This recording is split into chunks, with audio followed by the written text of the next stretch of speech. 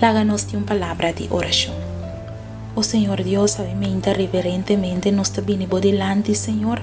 Nos te reconoce que estamos de Dios, estamos de Rey, estamos de dueño del universo, estamos de dueño de nuestro corazón. Y pues en el momento aquí, Señor, nos que entregar nuestro corazón a vos, Señor. Papi conosco, Señor, y como palabra por dentro te va de nuestro corazón y así nos saca para fuera lo que te shushi. Tú eres aquí, nos te pide en nombre de Jesús. Amén. Nos versículo de meditación te guardo allá de Book de Revelación capítulo 14, versículo 13. Y me atende voz por el cielo visando, escreve, bendicionar, ta é morto nan dia orpa dilante ta moriden Senhor.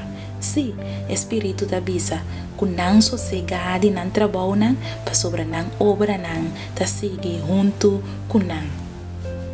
Dios ha encargado con tarea tan grande y todo lo que nos hace para cumplir con tarea tan aquí lo conta con Dios su bendición. Ahora que nos nota del mundo aquí más, pues sombra morto abai con nos lo sosegado y nos trabajo, pero nos obra nan lo queda. No laga nos top de tirarnos pan riba opi agua. Dios lo permite que después de opi día nos lo hayan back.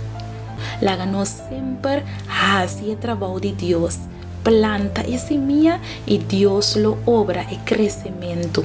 Hasta si soso de que nos huevos tercera, nos trabajo lo sigue. Láganos de una palabra de oración.